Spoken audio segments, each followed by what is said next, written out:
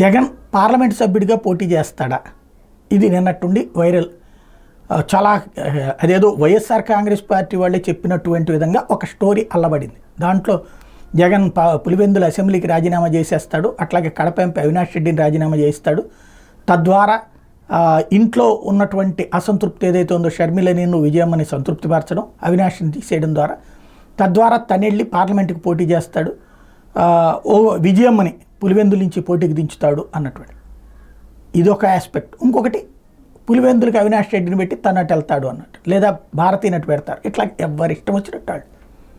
అంత పిచ్చోడైతే కాదు నాకు తెలిసి.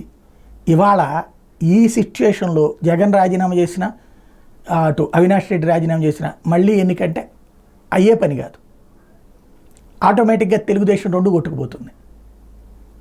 ఎందుకంటే సర్వశక్తులు ఇప్పుడు ఎందుకు ప్రతి అధికారి కూడా ఇప్పుడు మాట అంటాడు. ఇదివరకు వినకపోవచ్చు. ఇదివరకు కాంగ్రెస్ అధికారంలో ఉన్నప్పుడు టైంలో అంటే జాతీయ పార్టీ, స్థానిక నాయకత్వాలంటే భయాలు ఉంటాయి. ఇప్పుడు ఇది ప్రాంతీయ పార్టీలు కాబట్టి పూర్తిగా అవసరమైతే మొత్తం అధికార యంత్రాంగాన్ని అంతా మనుషులను పెట్టేసి అవసరమైతే గుద్దేస్తారు, రిగ్గింగ్ చేసేసుకుంటారు ఫైనల్గా. అప్పుడు ఏమవుతుంది? ఉన్నది పోయా, ఉంచుకున్నది పోయా అవుతుంది. కాబట్టి అట్లాంటి ఇది చేయడు. రెండవది అసెంబ్లీకి వెళ్ళాలా, వాళ్ళు వెటకారం చేస్తారు, చేయించుకోవాలా, అవమానిస్తారు, అవమానింపబడాలా. గతంలో అట్లాంటి వాటి ద్వారానే విజయం సాధ్యమైంది. ఈవెన్ చంద్రబాబు కూడా అట్లాంటి వాటి ద్వారా విజయం సాధ్యమైంది. అంతేగాని వెళ్ళి ఏదో మూల కూర్చుని కథ నడిపితే వర్కౌట్ కాదు.